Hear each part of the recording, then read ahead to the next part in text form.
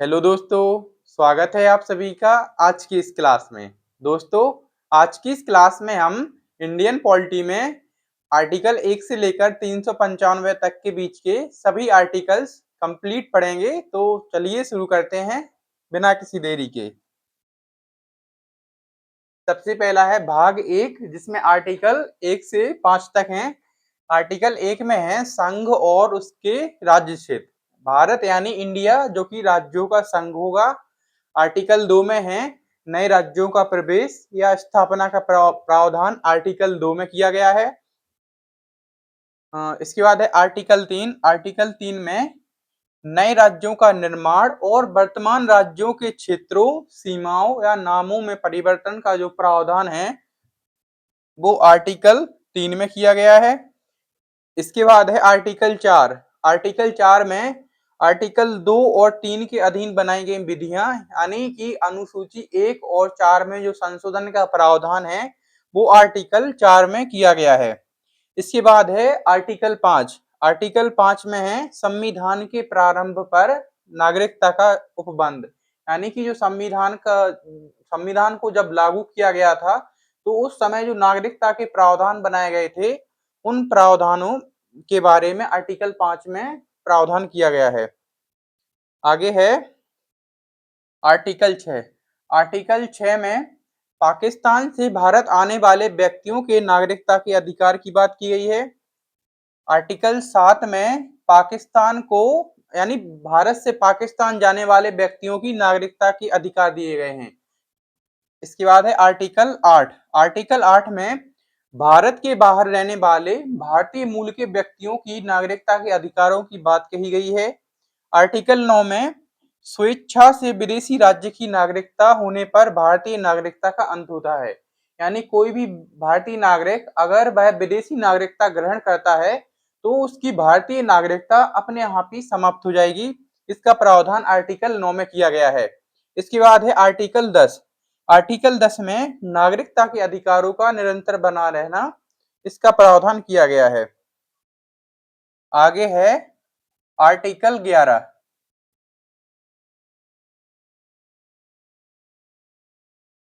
Article 11 में है संसद द्वारा नागरिकता के अधिकारों का विनियमन, यानी संसद चाहे तो नागरिकता के कानूनों में संशोधन कर सकती है, नए कानून बना सकती है, उसके पास यह अधिकार है।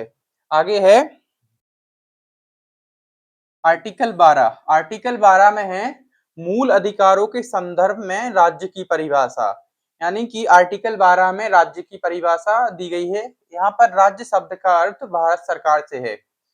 आगे है आर्टिकल 13।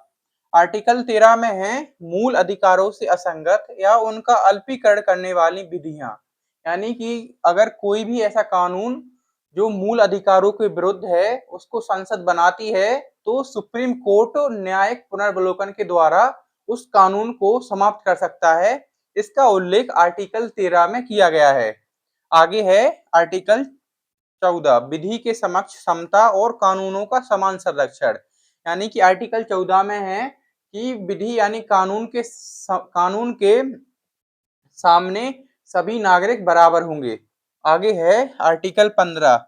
आर्टिकल 15 में है धर्म, मूल वंश, जाति, लिंग या जन्म स्थान के आधार पर भेदभाव पर प्रतिबंध, यानी कोई भी व्यक्ति किसी के साथ उसके धर्म, वंश, जाति, लिंग या जन्म स्थान के आधार पर भेदभाव नहीं करेगा। आगे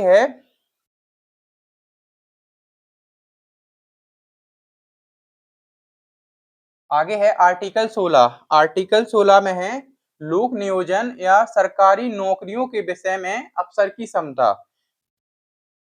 इसके बाद है आर्टिकल 17। छुआछूत का अंत और इसका आचरण दंडनीय। आर्टिकल 17 में छुआछूत के अंत की बात की गई है। आगे है आर्टिकल 18। आर्टिकल 18 में सेना व विद्या संबंधी के अलावा अन्य सभी उपाधियों का अंत। इसके बाद है आर्टिकल 19। आर्टिकल 19 में है विचार व अभिव्यक्ति की स्वतंत्रता आदि विषयक 6 अधिकारों का समान संरक्षण। आर्टिकल 19 में छह विषयों की बात की गई है, यानी आप भारत देश में कहीं भी व्यापार कर सकते हैं, निवास कर सकते हैं, अपनी बात रख सकते हैं, संघ बना सकते हैं और कहीं पर भी घूम सकते हैं। इसका प्रावधान आर्टिकल 19 में किया गया है। आगे है आर्टिकल 20। आर्टिकल 20 में अपराधों के दोष सिद्धि के संबंध में संरक्षण। आर्टिकल 20 में कहा गया है कि अगर कोई व्यक्ति अपराध करता है और उस अपराध को जब तक न्यायालय सिद्ध नहीं कर देता है तब तक वह व्यक्ति अपराधी नहीं माना जाएगा और इसके बाद व्यक्ति के अपराधी करने के समय जो कानून लागू था उसी कानून के अनुसार उसको सजा दी जाएगी और किसी भी अपराधी को एक सजा के लिए एक अपराध के लिए एक से अधिक बार दंडित नहीं किया जा सकता है। इसका प्रावधान आर्टिकल 20 में किया गया है। आगे है आर्टिकल 21। आर्टिकल 21 में है प्राण और दैहिक स्वतंत्रता का अधिकार। आर्टिकल 21 में ही जीवन जीने का अधिकार, right to sleep, right to privacy, निजता का अधिकार जैसे जो भी मतलब इसमें प्राण और दैहिक स्वतंत्रता का अधिकार दिया गया है आर्टिकल 21 में। इसके बाद है आर्टिकल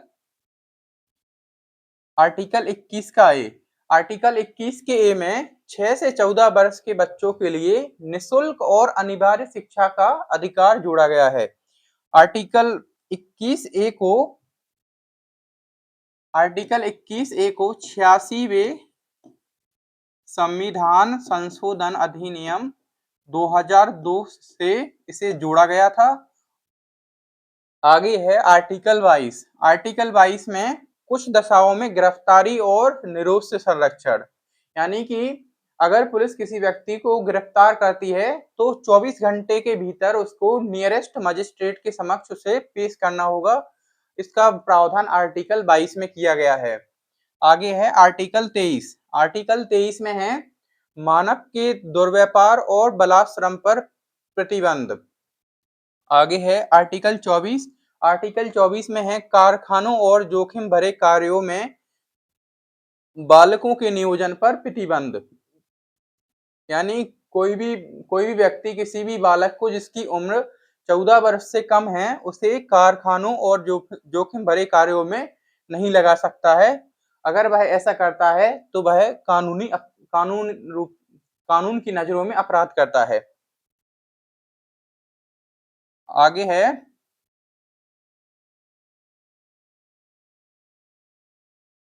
है आर्टिकल 25। आर्टिकल 25 में है अंतःकरण से किसी भी धर्म को अबाध रूप से मानने, आचरण करने और उसके प्रचार की स्वतंत्रता। आर्टिकल 25 में इसका प्रावधान किया गया है। आगे है आर्टिकल 26। धार्मिक कार्यों के प्रबंधन की स्वतंत्रता, यानी कोई भी व्यक्ति किसी भी धर्म को अबाध रूप से मान सकता है और उसका प्रचार प्रसार और धार्मिक कार्यों के प्रबंध करने की उसे स्वतंत्रता दी गई है। आगे है आर्टिकल 27। आर्टिकल 27 में है किसी विशिष्ट धर्म की अभिवृद्धि हेतु कर न देने की स्वतंत्रता, यानी आर्टिकल 27 में कहा गया है कि कोई भी आय है जो कि धार्मिक है वह कर मुक्त मानी जाएगी। इसके बाद है आर्टिकल 28। आर्टिकल 28 में है कुछ शिक्षण संस्थानों में धार्मिक शिक्षा या उपासना में उपस्थित होने की स्वतंत्रता। इसके बाद है आर्टिकल 29। आर्टिकल 29 में है अल्पसंख्यक वर्गों की भाषा, लिपि और संस्कृति के हितों का संरक्षण।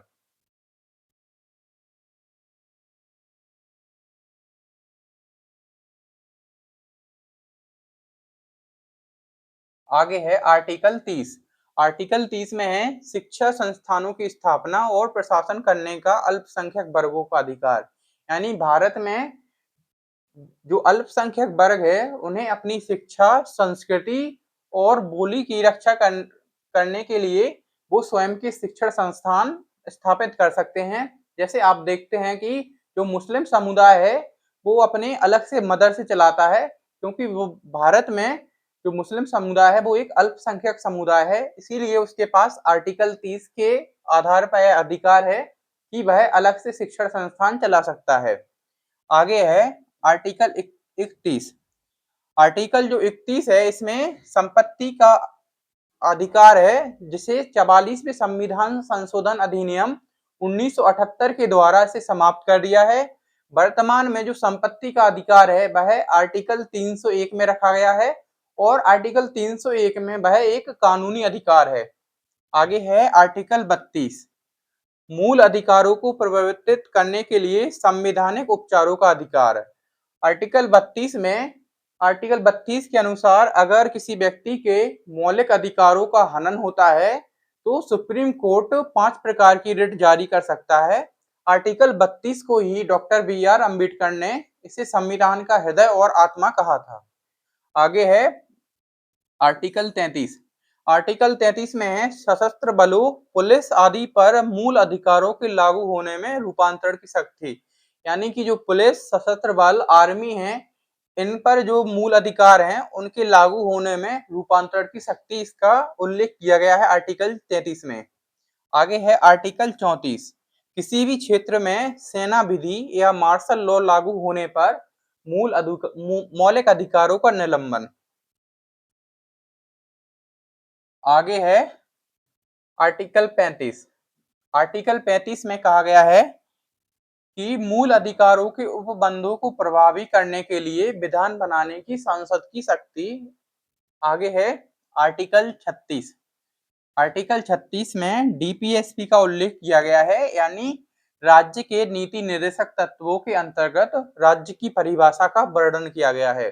दोस्तों, आर्टिकल 12 में जो राज्य की परिभाषा दी गई है वही परिभाषा आर्टिकल 36 में और आगे चलकर वही परिभाषा आर्टिकल 192 दी गई है। ये तीनों परिभाषाएं समान हैं। यहाँ पर राज्य शब्द का अर्थ है भारत सरकार, भारत से यहाँ पर राज्य शब्द का जो अर्थ है वो भारत सरकार से लिया जाता है। आगे है आर्टिकल 37। आर्टिकल 37 में है इस भाग में अंतर्विष्ट तत्वों का लागू होना, यानी न्यायालय द्वारा गैर बाध्य योग्य है। यानी कि जो DPSP में जो भी प्रावधान किए गए हैं उन्हें न्यायालय के द्वारा लागू नहीं कराया जा सकता है। इसका उल्लेख आर्टिकल 37 में किया गया है। आगे है आर्टिकल 38। आर्टिकल 38 में राज्य द्वारा लोक कल्याण की अभिवृद्धि के लिए सामाजिक व्यवस्था। इसके बाद है आर्टिकल 39 व 39A। आर्टिकल 39 व 39A में कहा गया है अनुसरणीय नीति तत्व एवं समान न्याय तथा निःशुल्क विधिक सहायता। इसका वर्णन आर्टिकल 39 व आर्टिकल 39 के A में इसका प्रावधान है। आगे है आर्टिकल 40। आर्टिकल 40 में ग्राम पंचायतों का संगठन और उन्हें स्वायत्त शासन की शक्तियां देना, इसका उल्लेख आर्टिकल 40 में किया गया है। इसके बाद है आर्टिकल 41। आर्टिकल 41 में है कुछ दशाओं में काम, शिक्षा और लोक सहायता पाने का अधिकार। आगे है आर्टिकल 42। आर्टिकल 42 में है काम की न्याय संगत और मानवोचित दशाएं तथा प्रसूति सहायता पाने का अधिकार। इसका वर्णन आर्टिकल 42 में किया गया है। आगे है आर्टिकल 43, 43A और 43B। आर्टिकल 43 में कहा गया है निर्वाह मजदूरी। आर्टिकल 43 के A में उद्योगों के प्रबंध में कर्मचारियों की भागीदारी और आर्टिकल 43 के B में सहकारी समितियों की बात की गई है। इसके बाद है आर्टिकल 44। आर्टिकल 44 में एक समान नागरिक संहिता यानी यूनिफॉर्म सिविल कोड की बात कही गई है। आर्टिकल 44 में इसका वर्णन है।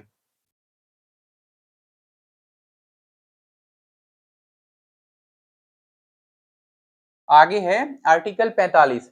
आर्टिकल 45 में 6 वर्ष से कम आयु के बालकों की प्रारंभिक बाल्यावस्था देखरेख और शिक्षा का प्रावधान किया गया है। इसके बाद है आर्टिकल 46 यानी 46 में कहा गया है अनुसूचित जातियों, जनजातियों व दुर्लभ वर्गों की शिक्षा और अर्थ संबंधी हितों की बात आर्टिकल 46 में की गई है। आगे है आर्टिकल 47। आर्टिकल 47 में पोषणाहार स्तर, जीवन स्तर तथा लोक स्वास्थ्य में सुधार का प्रावधान किया गया है। आगे है आर्टिकल 48 और आर्टिकल 48 का A। आर्टिकल 48 में कृषि, पशुपालन की बात की गई है, जबकि आर्टिकल 48 के ए में पर्यावरण संरक्षण की बात की गई है, यानी राज्य का कर्तव्य है कि वह पर्यावरण की रक्षा करे।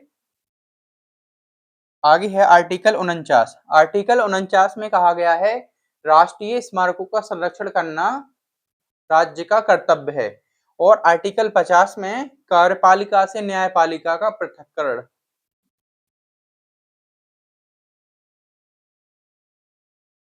आगे है आर्टिकल 51।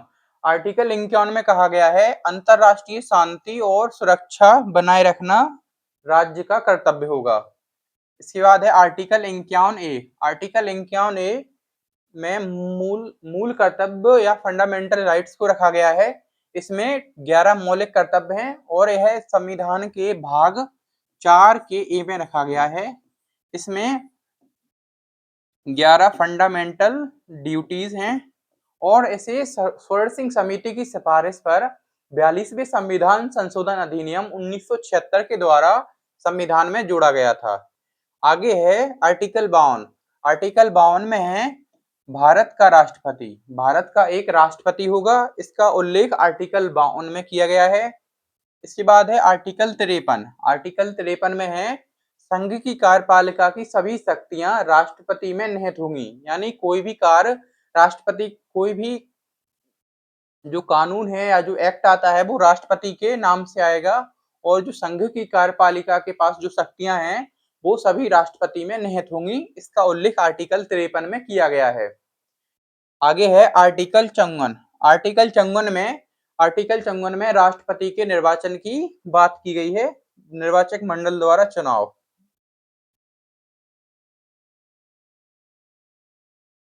यहाँ पर राष्ट्रपति के निर्वाचक मंडल की बात करें तो यहाँ पर संसद के दोनों सदन यानी लोकसभा और राज्यसभा के मेंबर भाग लेंगे, लेकिन राज्यसभा के वो मेंबर जो राष्ट्रपति के द्वारा मनोनीत किए जाते हैं वो वोट नहीं डाल सकते हैं। इसके बाद राज्यों के विधानसभा के एमएलए हैं, एमएलए वो भी वोट करेंगे राष्ट्रपति के चुनाव में। और जो विधान परिषद होती है राज्यों में, उनके मेंबर राष्ट्रपति के निर्वाचन में वोट नहीं कर सकते हैं। आगे है आर्टिकल 55। आर्टिकल 55 में है राष्ट्रपति के निर्वाचन की नीति। जो राष्ट्रपति का निर्वाचन होता है वो राष्ट्रपति के जो निर्वाचन की प्रणाली है उसे आनुपातिक प्रतिनिधित्व प्रणाली कहते हैं। आगे है आर्टिकल 56। आर्टिकल 56 में है राष्ट्रपति का कार्यकाल। तो राष्ट्रपति के कार्यकाल की बात करें तो राष्ट्रपति जिस दिन से शपथ लेता है उस दिन से 5 वर्ष की अवधि तक उसका कार्यकाल होता है। आगे है आर्टिकल 57। आर्टिकल 57 में है पुनर्निर्वाचन के लिए पात्रता, यानी फिर से चुने जाने के लिए जो योग्यता है उसका वर्णन आर्टिकल 57 में किया गया है। आगे है आर्टिकल 58। आर्टिकल 58 में राष्ट्रपति निर्वाचित होने के लिए अर्हता है, यानी कि राष्ट्रपति बनने के लिए क्या क्या योग्यताएं होती हैं उनका वर्णन आर्टिकल 58 में किया गया है। सबसे पहले तो वो भारत का नागरिक हो, उसकी न्यूनतम आयु 35 वर्ष होनी चाहिए और वह किसी भी लाभ के पद पर नहीं होना चाहिए। और आगे है आर्टिकल 59। आर्टिकल 59 में है राष्ट्रपति के पद के लिए शर्तें, संसद का सदस्य ना होना ईटीसी, यानी जो भारत का राष्ट्रपति है उसके पद की कुछ शर्तें होती हैं, जैसे राष्ट्रपति संसद के किसी भी सदन का सदस्य बनने की योग्यता रखता हो लेकिन सदस्य ना होता हो, सदस्य नहीं होना चाहिए उसे लेकिन योग्यता रखता हो। राष्ट्रपति के पद की कुछ शर्तें होती हैं। आगे है आर्टिकल 60। आर्टिकल 60 में राष्ट्रपति के द्वारा शपथ का उल्लेख किया गया है। जो भारत का राष्ट्रपति होता है उसे शपथ सुप्रीम कोर्ट के मुख्य न्यायाधीश के द्वारा दिलाई जाती है।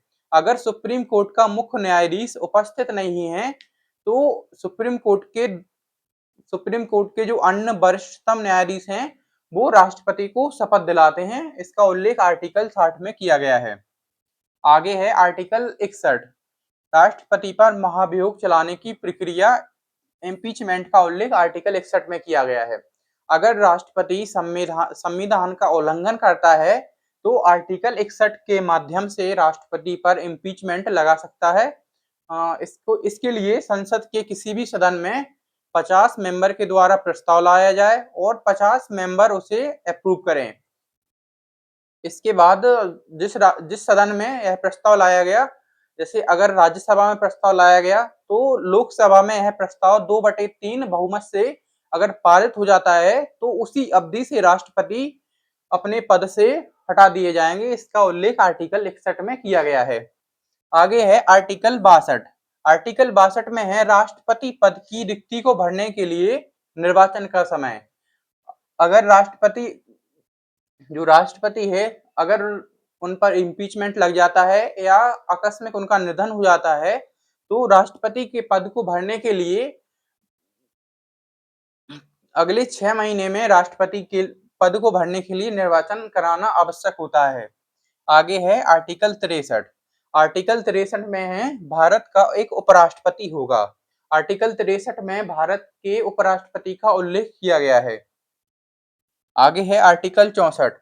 आर्टिकल 64 में है उपराष्ट्रपति राज्यसभा का पदेन सभापति होता है। आर्टिकल 64 में है उपराष्ट्रपति का राज्यसभा का पदेन सभापति होना।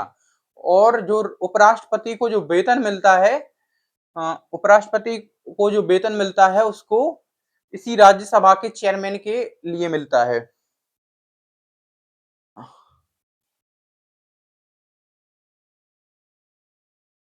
आगे है आर्टिकल 65। आर्टिकल 65 में है उपराष्ट्रपति का कार्यवाहक राष्ट्रपति के रूप में कार्य करना। अगर जो राष्ट्रपति हैं, अगर उनकी आकस्मिक निधन हो जाती है या उन पर इम्पीचमेंट के थ्रू वो हट जाते हैं या मतलब वो या फिर विदेशी यात्रा पर होते हैं तो उस समय जो उपराष्ट्रपति है वो राष्ट्रपति के रूप में कार्य करता है। इसका उल्लेख आर्टिकल 65 में किया गया है। आगे है आर्टिकल 66। आर्टिकल 66 में है उपराष्ट्रपति का निर्वाचन। जो उपराष्ट्रपति का निर्वाचन होता है वो संसद के दोनों सदनों के द्वारा होता है। संसद के दोनों सदन यानी लोकसभा और राज्यसभा के द्वारा उनका निर्वाचन होता है। वर्तमान में जो उपराष्ट्रपति हैं उनका नाम है सीपी राधाकृष्णन। वो 17 सितंबर 2025 को भारत के उपराष्ट्रपति बने थे। आगे है आर्टिकल 67। आर्टिकल 67 में है उपराष्ट्रपति की पदावधि, यानी कि आर्टिकल 67 में उपराष्ट्रपति के कार्यकाल का उल्लेख किया गया है। तो राष्ट्रपति का जो कार्यकाल होता है उतना ही कार्यकाल उपराष्ट्रपति का भी होता है, यानी 5 वर्ष का कार्यकाल। आगे है आर्टिकल 68। आर्टिकल 68 में है उपराष्ट्रपति पद की रिक्ति को भरने के लिए निर्वाचन का समय। इनके पद की रिक्ति को भरने के लिए भी 6 मंथ का समय लगता है, यानी 6 महीने के भीतर उपराष्ट्रपति का पद भर जाना चाहिए। आगे है उपराष्ट्रपति द्वारा शपथ या प्रतिज्ञान। तो जो उपराष्ट्रपति को जो शपथ दिलाई जाती है वो राष्ट्रपति के द्वारा दिलाई जाती है।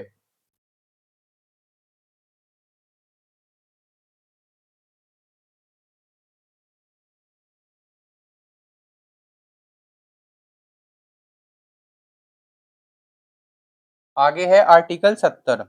आर्टिकल 70 में है अन्य आकस्मिकताओं में राष्ट्रपति के कार्यों का निर्वहन, यानी अन्य किसी आकस्मिकता में जो उपराष्ट्रपति है वो राष्ट्रपति के कार्यों का निर्वहन कर सकता है। इसका उल्लेख आर्टिकल 70 में किया गया है। आगे है आर्टिकल 71। आर्टिकल 71 में है राष्ट्रपति या उपराष्ट्रपति के निर्वाचन से संबंधित विवाद। आर्टिकल 71 में उल्लेख किया गया है कि जो राष्ट्रपति है और उपराष्ट्रपति अगर उनके चुनाव से लेकर कोई समस्या आती है तो उनका विवाद सुप्रीम कोर्ट देखेगा और अंतिम निर्णय सुप्रीम कोर्ट का ही माना जाएगा। आगे है आर्टिकल 72। आर्टिकल 72 में राष्ट्रपति के क्षमादान की शक्तियों का वर्णन किया गया है। इसके बाद है आर्टिकल 73। आर्टिकल 73 में संघ की कार्यपालिका शक्ति का उल्लेख है और आर्टिकल 74 में राष्ट्रपति को सहायता और सलाह देने के लिए मंत्रिपरिषद का उल्लेख आर्टिकल 74 में किया गया है। आगे है प्रधानमंत्री और आगे है आर्टिकल 75। आर्टिकल 75 में प्रधानमंत्री व अन्य मंत्रियों की नियुक्ति एवं उत्तरदायित्व के नियम बताए गए हैं। आर्टिकल 75 के 1 में प्रधानमंत्री का उल्लेख किया गया है। आगे है आर्टिकल 76। आर्टिकल 76 में अटॉर्नी जनरल ऑफ इंडिया के बारे में उल्लेख किया गया है, यानी भारत का महान्यायवादी। भारत के महान्यायवादी का उल्लेख आर्टिकल 76 में किया गया है। जो महान्यायवादी होता है उसकी नियुक्ति राष्ट्रपति के द्वारा ही की जाती है। आगे है आर्टिकल 77। आर्टिकल 77 में भारत सरकार के कार्य का संचालन राष्ट्रपति के नाम से किया जाएगा। इसका उल्लेख आर्टिकल 77 में इसका उल्लेख किया गया है। आगे है आर्टिकल 78। आर्टिकल 78 में राष्ट्रपति को सूचना देने के संबंध में प्रधानमंत्री के कर्तव्य। आर्टिकल 78 में राष्ट्रपति के पास अधिकार है कि वह प्रधानमंत्री से किसी भी विषय पर सूचना प्राप्त कर सकता है। आगे है आर्टिकल 79। आर्टिकल 79 में संसद के गठन की बात की गई है। दोस्तों, संसद के 3 अंग होते हैं। पहला है राष्ट्रपति, दूसरा है लोकसभा, तीसरा है राज्यसभा। राष्ट्रपति, राज्यसभा तथा लोकसभा से मिलकर संसद का निर्माण होगा। आगे है आर्टिकल 80। आर्टिकल 80 में राज्यसभा की संरचना की बात की गई है। राज्यसभा, जो कि उच्च सदन के नाम से भी जाना जाता है, इसमें अधिकतम 250 मेंबर हो सकते हैं और वर्तमान में इसके मेंबर्स की बात करें तो 245 मेंबर वर्तमान में राज्यसभा में हैं। इसके बाद है आर्टिकल 81। आर्टिकल 81 में लोकसभा की संरचना की बात की गई है। लोकसभा को निम्न सदन के नाम से भी जाना जाता है और जो इसमें जो मेंबर्स होते हैं वो प्रत्यक्ष निर्वाचन के माध्यम से लोकसभा में आते हैं। आगे है आर्टिकल 82। आर्टिकल 82 में प्रत्येक जनगणना के बाद सीटों का पुनः समायोजन, यानी आर्टिकल 82 में परिसीमन की बात की गई है। इसके बाद है आर्टिकल 83। आर्टिकल 83 में संसद के दोनों सदनों की अवधि, संसद के सदनों की अवधि का उल्लेख आर्टिकल 83 में किया गया है। यहाँ पर बात करें तो लोकसभा की जो अवधि होती है वो 5 वर्ष होती है, जबकि राज्यसभा की जो अवधि है वो उसकी कोई फिक्स अवधि नहीं होती है। राज्यसभा एक स्थायी सदन है और इसके जो मेंबर्स होते हैं वो हर 2 साल में 1/3 मेंबर्स 1/3 मेंबर्स को हटा दिया जाता है। राज्यसभा एक स्थायी सदन है। इसके बाद है आर्टिकल 84। आर्टिकल 84 में संसद की सदस्यता के लिए कुछ योग्यताओं का वर्णन किया गया है। उनका वर्णन आर्टिकल 84 में है। इसके बाद है आर्टिकल 85। आर्टिकल 85 में है संसद के सत्र, सत्रावसान और विघटन। इसका उल्लेख आर्टिकल 85 में किया गया है। इसके बाद है आर्टिकल 86। आर्टिकल 86 में सदनों में अभिभाषण का और संदेश भेजने का अधिकार, यानी राष्ट्रपति के पास अधिकार है कि वह संसद में अपना मैसेज भेज सकता है और सदन में भाषण भी दे सकता है। इसका उल्लेख आर्टिकल 86 में है। इसके बाद है आर्टिकल 87। आर्टिकल 87 में राष्ट्रपति का विशेष अभिभाषण। जब बजट सत्र आता है तो उस टाइम पर राष्ट्रपति का संसद में स्पेशल भाषण होता है, उसका उल्लेख आर्टिकल 87 में है। आगे है आर्टिकल 88। आर्टिकल 88 में सदन के संबंध में मंत्री और महान्यायवादी के कुछ विशेष अधिकार। इसका उल्लेख आर्टिकल 88 में है। आगे है आर्टिकल 89। आर्टिकल 89 में राज्यसभा का सभापति और उपसभापति का उल्लेख है। आगे है आर्टिकल 90। आर्टिकल 90 में उप सभापति का पद रिक्त होना, पदत्याग और पद से हटाया जाना। आर्टिकल 90 में कहा गया है कि अगर उपराष्ट्रपति को उसके पद से हटा दिया जाए तो जो उप सभापति होगा वह सभापति के रूप में कार्य करेगा। इसके बाद है आर्टिकल 91। आर्टिकल 91 में कहा गया है कि उपसभापति की सभापति के रूप में कार्य करने की शक्तियों का वर्णन आर्टिकल 91 में किया गया है। इसके बाद है आर्टिकल 92। आर्टिकल 92 में सभापति या उपसभापति को हटाने के संकल्प पर पीठाधीन न होना, यानी कि राज्यसभा में जब सभापति और उपसभापति को हटाने का प्रस्ताव विचाराधीन हो तब वे पीठाधीन अधिकारी नहीं होंगे। आगे है आर्टिकल 93। आर्टिकल 93 में लोकसभा के स्पीकर और उपाध्यक्ष की बात की गई है। आगे है आर्टिकल 94। आर्टिकल 94 में अध्यक्ष और उपाध्यक्ष का पद रिक्त होना, पदत्याग और पद से हटाया जाना।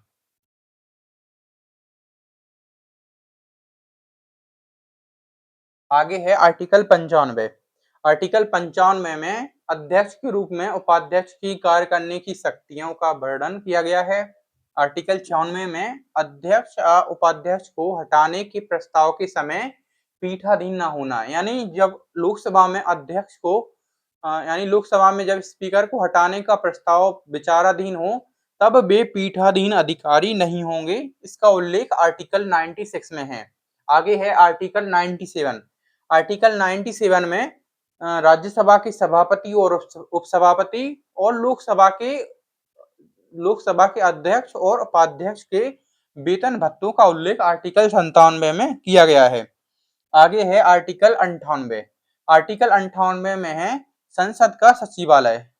इसके बाद आर्टिकल 99 में है संसद सदस्यों के द्वारा शपथ या प्रतिज्ञान। जब नई लोकसभा का गठन होता है तो राष्ट्रपति के द्वारा एक प्रोटेम स्पीकर बनाए जाते हैं जो नए सांसदों को शपथ दिलाते हैं। इसके बाद जो प्रोटेम स्पीकर होते हैं उन्हें हटा दिया जाता है और संसद के सदस्य मिलकर लोकसभा के अध्यक्ष का चुनाव करते हैं।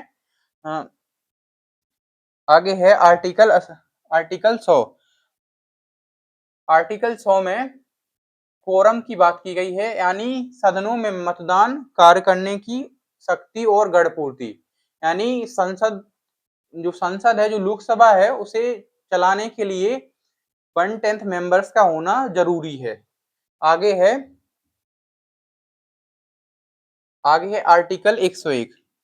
आर्टिकल 101 में संसद में स्थानों का रिक्त होना, यानी दोगुनी सदस्यता का प्रतिषेध, यानी आर्टिकल जो 101 है इसमें कहा गया है कि अगर कोई भी सांसद 60 दिन तक बिना बताए संसद से अनुपस्थित रहता है तो उसे उसके पद से हटा दिया जाएगा। इसका उल्लेख आर्टिकल 101 में किया गया है। आगे है आर्टिकल 102। आर्टिकल 102 में संसद की सदस्यता के लिए क्वालिफिकेशंस, यानी जो सांसद होता है उसकी क्वालिफिकेशंस का उल्लेख आर्टिकल 102 में किया गया है। इसके बाद है आर्टिकल 103। आर्टिकल 103 में सदस्यों की अयोग्यता से संबंधित प्रश्नों पर विनिश्चय। इसके बाद आर्टिकल 104 में बिना शपथ लिए या अयोग्य होते हुए बैठने व मतदान करने की शक्ति। 105 में है संसद के सदनों तथा सांसदों की शक्तियां एवं विशेष अधिकार। आर्टिकल 105 में सांसदों के विशेष अधिकारों का उल्लेख है। इसके बाद है आर्टिकल 106। आर्टिकल 106 में संसद सदस्यों के वेतन भत्तों का उल्लेख आर्टिकल 106 में किया गया है। इसके बाद है आर्टिकल 107। आर्टिकल 107 में विधेयकों के पुनर्स्थापन और पारित किए जाने के नियम। आर्टिकल 108 में कुछ दशाओं में दोनों सदनों की संयुक्त बैठक। आर्टिकल 108 है उसमें संयुक्त बैठक की बात की गई है। संयुक्त बैठक राष्ट्रपति के द्वारा बुलाई जाती है और जो संयुक्त बैठक है इसकी अध्यक्षता लोकसभा स्पीकर करता है। आगे है आर्टिकल 109। आर्टिकल 109 में धन विधेयकों के संबंध में विशेष प्रक्रिया और आर्टिकल 110 में धन विधेयक की बात की गई है। आर्टिकल 110 में मनी बिल की डेफिनेशन दी गई है और इसका जो अंतिम निर्णय आता है वो लोकसभा स्पीकर के द्वारा ही आता है। आपको बता दें कि जो धन विधेयक है उसे केवल लोकसभा में ही प्रस्तुत किया जा सकता है। आगे है आर्टिकल 111।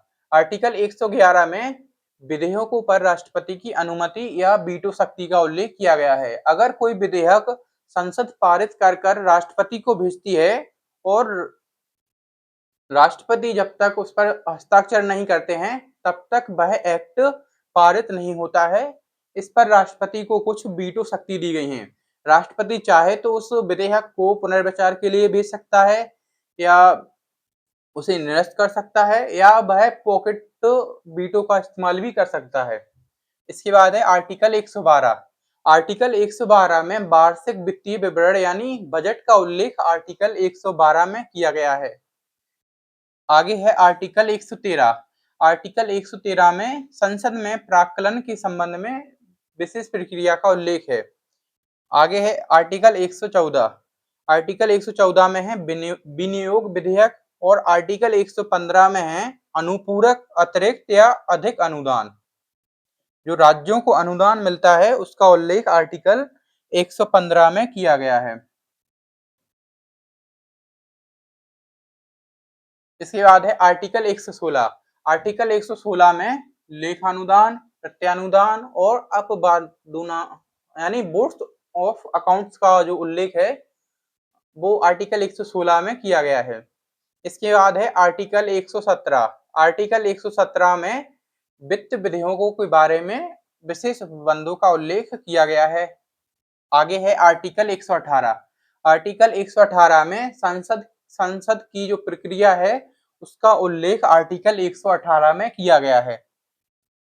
इसके बाद है आर्टिकल 120। आर्टिकल 120 में संसद में प्रयोग की जाने वाली भाषा का उल्लेख किया गया है और वर्तमान में संविधान की 8वीं अनुसूची में जो भाषाएं शामिल हैं उन्हें संसद में प्रयोग की जाने वाली भाषाओं में शामिल किया गया है। इसके बाद है आर्टिकल 123। संसद के विश्राम काल में राष्ट्रपति की अध्यादेश जारी करने की शक्ति, यानी कि जब संसद के सत्र नहीं चल रहे होते हैं तो उस टाइम पर राष्ट्रपति एक ऑर्डिनेंस पास कर किसी भी विधेयक को कानून बना सकते हैं और वह कानून मैक्सिमम 6.5 महीने तक रहता है। इसके बाद संसद में उसे लागू करना पड़ता है। आगे है आर्टिकल 124। आर्टिकल 124 में सुप्रीम कोर्ट की बात की गई है, यानी सुप्रीम कोर्ट के गठन, उसकी स्थापना का जो उल्लेख है वो आर्टिकल 124 में किया गया है। आर्टिकल 125 में सर्वोच्च न्यायालयों के वेतन और भत्तों का उल्लेख आर्टिकल 125 में किया गया है। आर्टिकल 126 की बात करें तो इसमें कार्यकारी मुख्य न्यायाधीश की नियुक्ति, आर्टिकल 127 में तदर्थ न्यायाधीशों की नियुक्ति का उल्लेख किया गया है। आर्टिकल 128 में उच्चतम न्यायालय में बैठकों के समय सेवानिवृत्त न्यायाधीशों की उपस्थिति का उल्लेख किया गया है। आगे है आर्टिकल 129। आर्टिकल 129 में कहा गया है कि जो उच्चतम न्यायालय है यानी जो हाई कोर्ट है, सुप्रीम कोर्ट है, वह एक अभिलेख न्यायालय होगा, यानी कोर्ट ऑफ रिकॉर्ड। उच्चतम न्यायालय है वह एक अभिलेख न्यायालय के रूप में कार्य करेगा। आगे है आर्टिकल 130। आर्टिकल 130 में उच्चतम न्यायालय का स्थान मुख्य पीठ दिल्ली में हो, यानी कि जो उच्चतम न्यायालय है वो राष्ट्रपति भवन के समीप ही होगा। इसका उल्लेख आर्टिकल 130 में किया गया है। आगे है आर्टिकल 131। आर्टिकल 131 में सुप्रीम कोर्ट के क्षेत्र अधिकार का उल्लेख किया गया है। आर्टिकल 132 की बात करें तो आर्टिकल 132 में जो सुप्रीम कोर्ट है उसके संवैधानिक मामलों में सुप्रीम कोर्ट का अपीली अधिकार। इसके बाद आर्टिकल 133 में सिविल विषयों से संबंधित अपीलों में उच्चतम न्यायालय का क्षेत्राधिकार।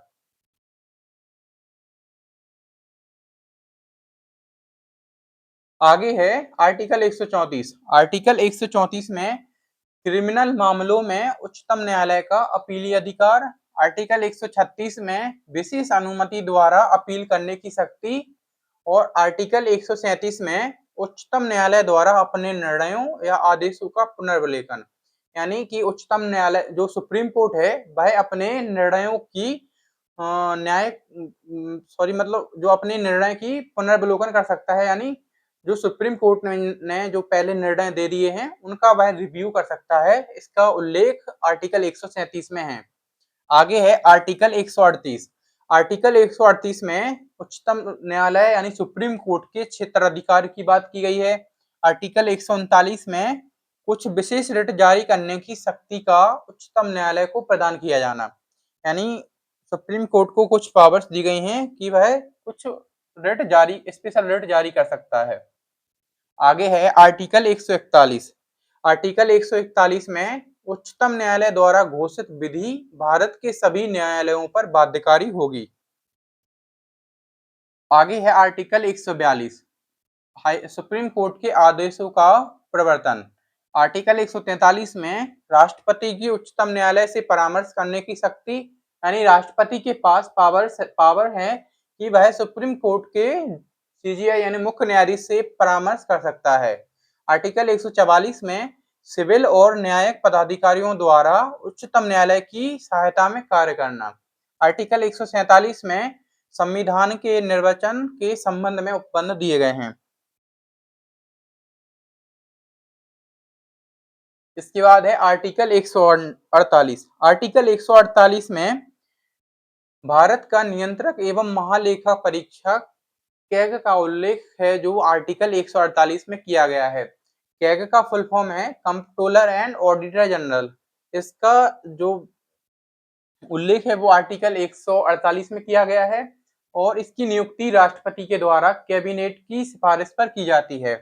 आगे है आर्टिकल 149। आर्टिकल 149 में कैग के कर्तव्य और शक्तियों का उल्लेख आर्टिकल 149 में किया गया है। आगे है संघ और राज्यों के लेखाओं का प्रारूप। आर्टिकल 150 में संघ और राज्यों के लेखाओं का प्रारूप दिया गया है।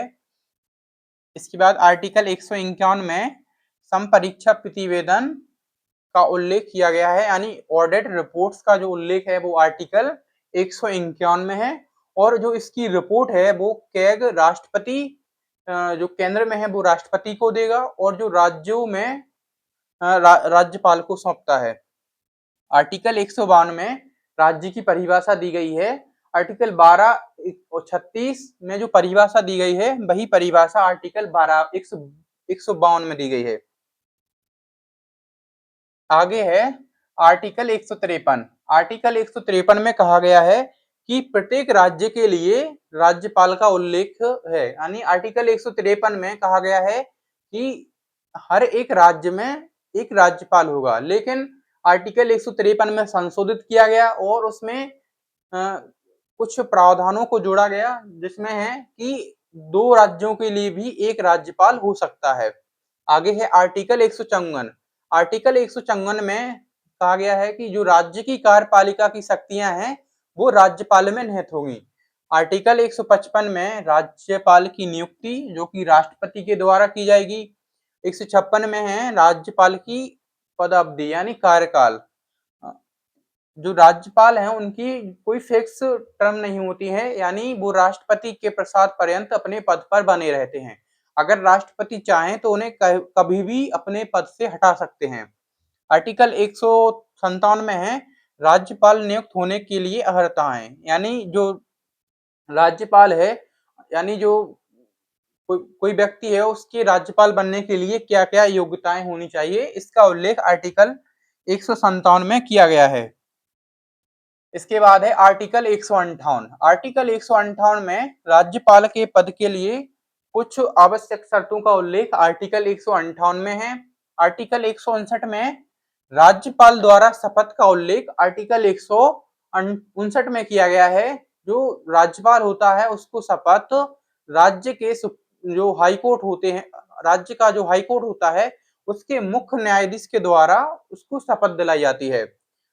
इसके बाद है आर्टिकल 160। आर्टिकल 160 में है कुछ आकस्मिकता में राज्यपाल की कृत्यों का निर्वहन। आर्टिकल 161 में है राज्यपाल की क्षमादान करने की शक्तियां। आर्टिकल 162 में है राज्य की कार्यपालिका शक्ति का उल्लेख आर्टिकल 162 में किया गया है। आगे है आर्टिकल 163। आर्टिकल 163 में राज्यपाल को सलाह देने के लिए के लिए मंत्रिपरिषद का उल्लेख किया गया है। आर्टिकल 163 में कैबिनेट का उल्लेख है। आर्टिकल 164 में मुख्यमंत्री एवं अन्य मंत्रियों की नियुक्ति एवं उनके कार्यकाल के जो नियम हैं वो आर्टिकल 164 में दिए गए हैं। आर्टिकल 165 की बात करें तो राज्य का महाधिवक्ता यानी एडवोकेट जनरल ऑफ स्टेट का जो उल्लेख है वो आर्टिकल 165 में किया गया है। आर्टिकल 166 में राज्य सरकार के कार्य का संचालन राज्यपाल के नाम से किया जाएगा, इसका उल्लेख आर्टिकल 166 में किया गया है। आर्टिकल 167 की बात करें तो राज्यपाल को सूचना देने के संबंध में मुख्यमंत्री के कर्तव्यों का उल्लेख आर्टिकल 167 में किया गया है। यानी कि राज्यपाल के पास शक्तियां हैं कि वह मुख्यमंत्री से किसी भी विषय के संबंध में जो जानकारी है वो ले सकता है। आगे है आर्टिकल 168। आर्टिकल 168 में राज्यों के विधानमंडल का गठन आर्टिकल 168 में राज्यों के विधानमंडल का उल्लेख किया गया है। इसके बाद आर्टिकल 159 में राज्यों में विधान परिषदों का निर्माण या समाप्ति। आर्टिकल 159 में उल्लेख है कि कोई भी राज्य चाहे तो वह अपने राज्य में विधान परिषद का भी उल्लेख करता है। इसके लिए उसे विधानसभा से प्रस्ताव पारित करके संसद को भेजना होगा। इसके बाद संसद उस प्रस्ताव को पारित करेगी और उस राज्य में विधान परिषद का गठन किया जाएगा। वर्तमान में 6 राज्यों में विधान परिषद है। कर्नाटक एक पहला है कर्नाटक, आंध्र प्रदेश, महाराष्ट्र, बिहार, उत्तर प्रदेश और तेलंगाना। ये 6 राज्य हैं जिनमें विधान परिषद का गठन किया गया है। आर्टिकल 170 की बात करें तो विधानसभाओं की संरचना का उल्लेख आर्टिकल 170 में किया गया है। आर्टिकल 170 में इसका भी उल्लेख है कि जो विधान परिषद की जो संख्या है, जो सीटें हैं वो 500 से अधिक नहीं होंगी और 60 से कम नहीं होनी चाहिए। आर्टिकल 171 में विधान परिषदों की संरचना और आर्टिकल 172 में राज्य विधानमंडल के सदन की अवधि का उल्लेख किया गया है। इसके बाद है आर्टिकल 173। आर्टिकल 173 में राज्य विधानमंडल की सदस्यता के लिए योग्यताओं का वर्णन किया गया है। आर्टिकल 174 में राज्य विधानमंडल के सत्र, सत्रावसान और विघटन का उल्लेख आर्टिकल 174 में किया गया है। आर्टिकल 175 में सदनों में अभिभाषण और संदेश भेजने का राज्यपाल का अधिकार। आर्टिकल 175 में राज्यपाल के विधान सभा या विधान परिषद में संदेश भेजने के अधिकार का उल्लेख है।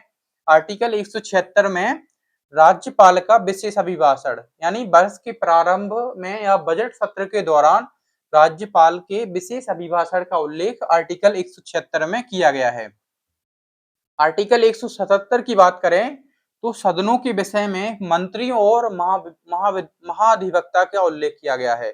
यानी जो राज्य का विधानमंडल होता है उसमें जो एमएलए होते हैं और जो एडवोकेट जनरल होता है उसके अधिकारों का उल्लेख आर्टिकल 177 में किया गया है। आगे है आर्टिकल 178। आर्टिकल 178 में विधानसभा के अध्यक्ष और उपाध्यक्ष का उल्लेख है। इसके बाद है आर्टिकल 180। आर्टिकल 180 में अध्यक्ष के रूप में कार्य करने की उपाध्यक्ष या अन्य की शक्तियां। इसके बाद आर्टिकल 142 विधान परिषद का सभापति और उपसभापति। इसके बाद आर्टिकल 183 में सभापति और उपसभापति का पद रिक्त होना, पद त्याग व पद से हटाया जाना, इसका उल्लेख आर्टिकल 183 में किया गया है। आर्टिकल 184 में सभापति के रूप में कार्य करने की उपसभापति या अन्य किसी व्यक्ति की शक्तियों का उल्लेख आर्टिकल 184 में किया गया है। आर्टिकल 185 में सभापति उपसभापति को हटाने के संकल्प पर पीठाधीन न होना।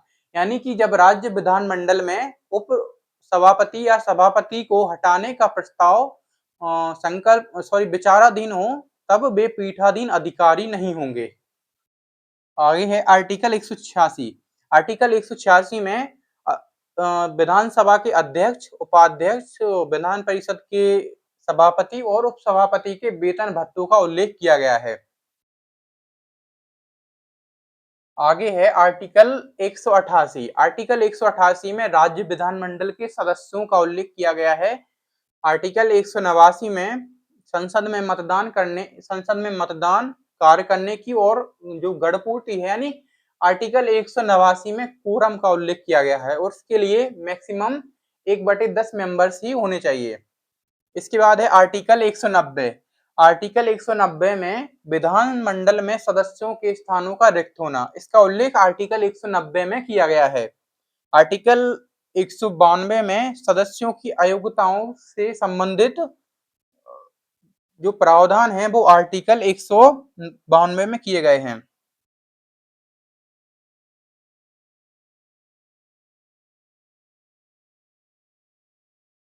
इसके बाद है आर्टिकल 193। आर्टिकल 193 में बिना शपथ लिए या अयोग्य होते हुए भी बैठने व मतदान करने की शक्तियों का उल्लेख किया गया है।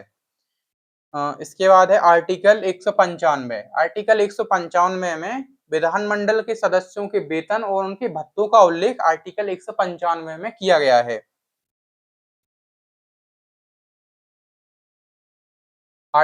इसके बाद है आर्टिकल 200। आर्टिकल 200 में विधेयकों पर राज्यपाल की अनुमति या राष्ट्रपति के लिए आरक्षित करना, इसका उल्लेख आर्टिकल जो 200 है इसमें किया गया है। दोस्तों इसके जो इम्पोर्टेंट आर्टिकल थे यानी 1 से लेकर 200 तक वो सभी खत्म हो गए हैं। इसके बाद देखते हैं कुछ इम्पोर्टेंट आर्टिकल, यानी यहाँ पर लिखे तो सभी हैं लेकिन इनमें से कुछ जो इम्पोर्टेंट हैं वही आपको पढ़ना है। जैसे आर्टिकल 201 में है राष्ट्रपति के विचार के लिए आरक्षित किए गए विषय। इसके बाद है आर्टिकल 202 राज्य का वार्षिक वित्तीय विवरण यानी जो राज्य का बजट होता है उसका उल्लेख आर्टिकल 202 में किया गया है। अगर आपको लिखना है तो आप सभी आर्टिकल लिख सकते हैं, बाकी जो इम्पोर्टेंट है वो आप यहाँ देखिए। इसके बाद है आर्टिकल 207। आर्टिकल 207 में है राज्य में विधेयकों के बारे में विशेष उपबंध। और आर्टिकल 210 में है राज्य विधानमंडल में प्रयोग की जाने वाली भाषा। आर्टिकल 210 में राज्य विधानमंडल में प्रयोग की जाने वाली भाषा का उल्लेख है। इसके बाद है आर्टिकल 212। आर्टिकल 212 में न्यायालयों के द्वारा विधानमंडल की कार्यवाहियों की जांच न करना। और इसके बाद है आर्टिकल 213। आर्टिकल 213 में है राज्यपाल की अध्यादेश जारी करने की शक्ति का उल्लेख आर्टिकल 213 में किया गया है। आगे है आर्टिकल 216। आर्टिकल 216 में उच्च न्यायालय के गठन का उल्लेख किया गया है। आर्टिकल 217 में जो उच्च न्यायालय के न्यायाधीशों की नियुक्ति और उनके पद की शर्तों का उल्लेख आर्टिकल 217 में किया गया है।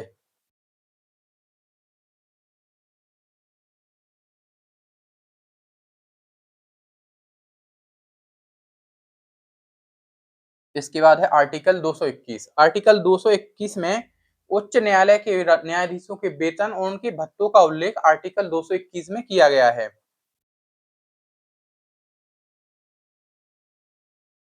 इसके बाद है आर्टिकल 226। आर्टिकल 226 में जो हाई कोर्ट होता है उसके द्वारा रिट जारी करने की शक्तियों का उल्लेख आर्टिकल 226 में किया गया है।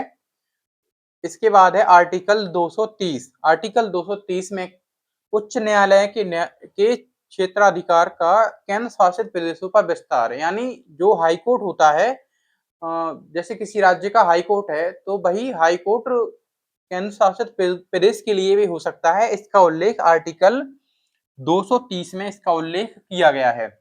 आगे देखते हैं आर्टिकल 231। आर्टिकल 231 में कहा गया है 2 या अधिक राज्यों के लिए एक ही साझा उच्च न्यायालय की स्थापना। आगे है आर्टिकल 235। आर्टिकल 235 में अधीनस्थ न्यायालयों पर उच्च न्यायालय का नियंत्रण, यानी जो डिस्ट्रिक्ट कोर्ट होते हैं या जो डिस्ट्रिक्ट कोर्ट होते हैं उन पर उच्च न्यायालय का हाई कोर्ट का नियंत्रण, इसका उल्लेख आर्टिकल 235 में किया गया है।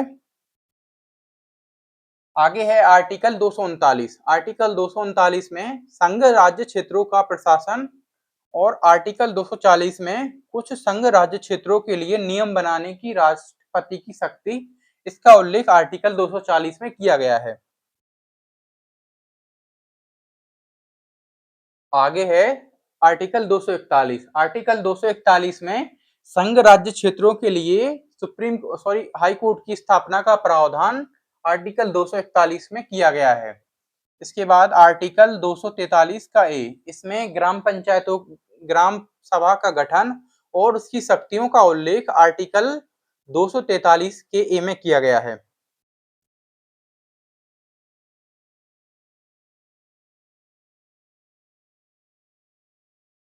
आगे है, अगर आपको ये जो पंचायत से संबंधित अगर आपको ये सभी प्रावधान लिखने हैं तो आप देख लीजिए, स्क्रीनशॉट लीजिए।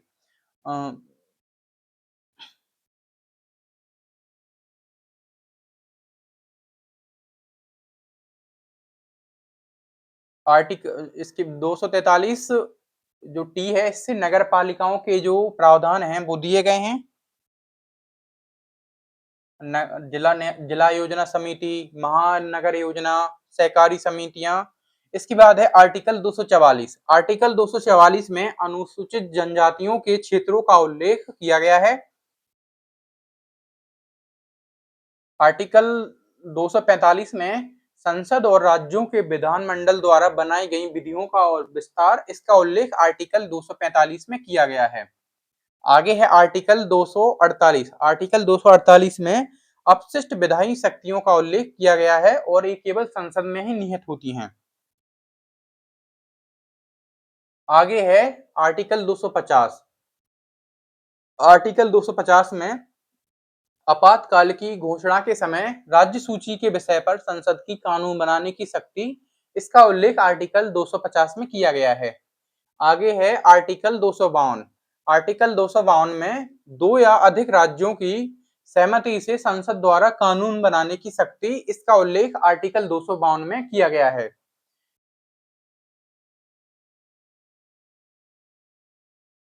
इसके बाद है आर्टिकल 258। आर्टिकल 258 में है कुछ मामलों में राज्यों को शक्ति प्रदान करने की संघ की शक्ति। इसके बाद आर्टिकल 260 में है भारत के बाहर के राज्य क्षेत्रों के संबंध में संघ की अधिकारिता और आर्टिकल 261 में सार्वजनिक कार्य, अभिलेख और न्यायिक कार्यवाहियों का उल्लेख आर्टिकल 261 में किया गया है। इसके बाद है आर्टिकल 262। आर्टिकल 262 में अंतरराज्यीय नदियों के जल संबंधी विवादों का जो न्याय निर्णय है वो आर्टिकल 262 में किया गया है और इनका जो अंतिम निर्णय है वो संसद के द्वारा किया जाता है। आर्टिकल 263। आर्टिकल 263 में इनर स्टेट काउंसिल यानी अंतरराज्यीय परिषद का उल्लेख आर्टिकल 263 में किया गया है।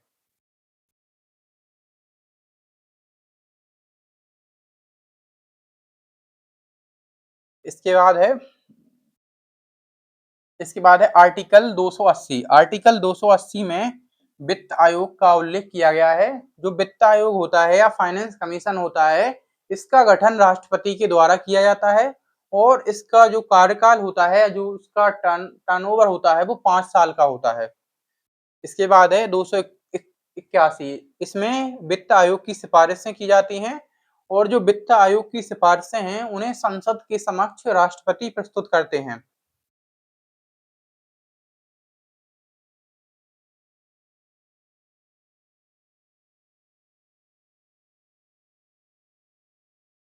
आगे है आर्टिकल 300 ए। आर्टिकल 300 की ए में संपत्ति के अधिकार को रखा गया है और यह एक कानूनी अधिकार है। इसका उल्लेख आर्टिकल 300 ए में किया गया है। इसके बाद है आर्टिकल 301। आर्टिकल 301 में व्यापार, वाणिज्य और समागम की स्वतंत्रता का उल्लेख किया गया है। यानी कोई भी भारतीय नागरिक भारत में कहीं कहीं पर भी व्यापार कर सकता है और अपना व्यापार, वाणिज्य और समागम की जो स्वतंत्रता है वो आर्टिकल 301 में दी गई है।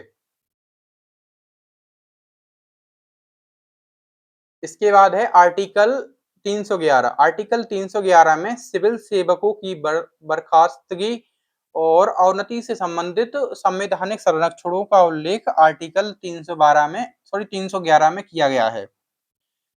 आर्टिकल 312 की बात करें तो आर्टिकल 312 में अखिल भारतीय सेवाओं का उल्लेख किया गया है। जो आईएएस, आईपीएस और जो आईयूएफएस होते हैं उनका उल्लेख आर्टिकल 312 में किया गया है। आर्टिकल 315 में संघ और राज्यों के लिए लोक सेवा आयोग यानी संघ के लिए यूपीएससी और राज्य के लिए स्टेट पीसीएस का जो गठन है उसका उल्लेख आर्टिकल 315 में किया गया है। इसके बाद है आर्टिकल 320। लोक सेवा आयोग के कार्यों का उल्लेख आर्टिकल 320 में किया गया है। 323 में लोक सेवा आयोग के प्रतिवेदन का उल्लेख यानी जो यूपीएससी है और जो स्टेट पीसीएस है वो अपनी वार्षिक रिपोर्ट स्टेट जैसे यूपीएससी है तो वह अपनी वार्षिक रिपोर्ट राष्ट्रपति को सौंपेंगे और स्टेट पीसीएस अपनी वार्षिक रिपोर्ट राज्यपाल को सौंपेंगे। इसका उल्लेख आर्टिकल 323 में किया गया है। आगे है आर्टिकल 323 के, इसमें प्रशासनिक अधिकरण का उल्लेख किया गया है जिसे 42वें संविधान संशोधन अधिनियम 1976 के द्वारा संविधान में जोड़ा गया था।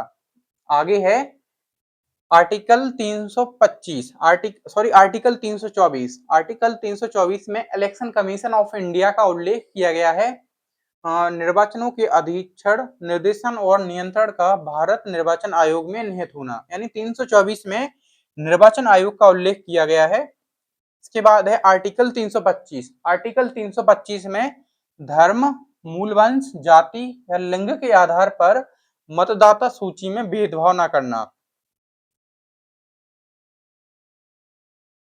आगे है आर्टिकल 329। आर्टिकल 329 में निर्वाचन संबंधी मामलों में न्यायालयों के हस्तक्षेप का वर्जन। आर्टिकल 330 में लोकसभा में अनुसूचित जातियों और अनुसूचित जनजातियों के आरक्षण यानी जो लोकसभा है उसमें एससी एसटी के आरक्षण का उल्लेख आर्टिकल 330 में किया गया है। आर्टिकल 331 में लोकसभा में आंग्ल भारतीय समुदाय का प्रतिनिधित्व किया गया है। आर्टिकल 331 है इसे वर्तमान में संविधान से हटा दिया गया है। आगे है आर्टिकल 332। आर्टिकल 332 में राज्य विधानसभाओं में एससी एवं एसटी के लिए सीटों का आरक्षण आर्टिकल 332 में किया गया है।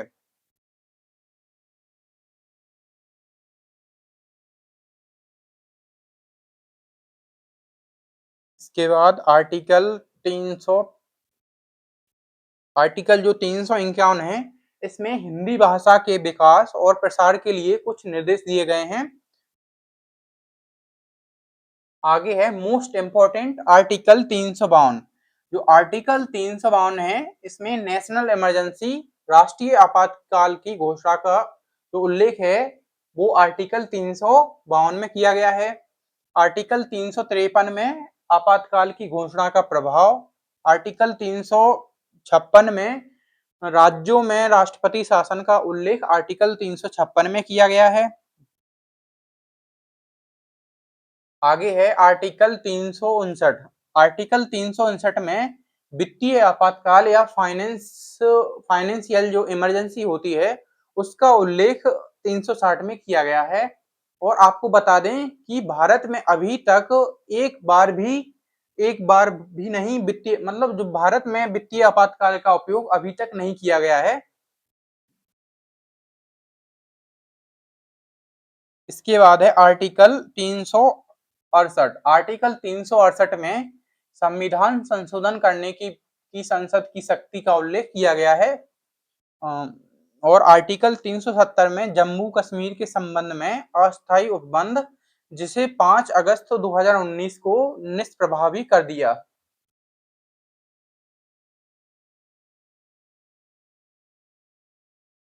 इसके बाद है आर्टिकल 392। आर्टिकल 352 में संविधान लागू होने में कठिनाइयों को दूर करने की राष्ट्रपति की शक्ति का उल्लेख है। और इसके बाद है आर्टिकल 395। आर्टिकल सॉरी आर्टिकल 393 में संक्षिप्त नाम इसी संविधान का संक्षिप्त नाम भारत का संविधान कहा जाता है। इसका उल्लेख आर्टिकल 393 में किया गया है।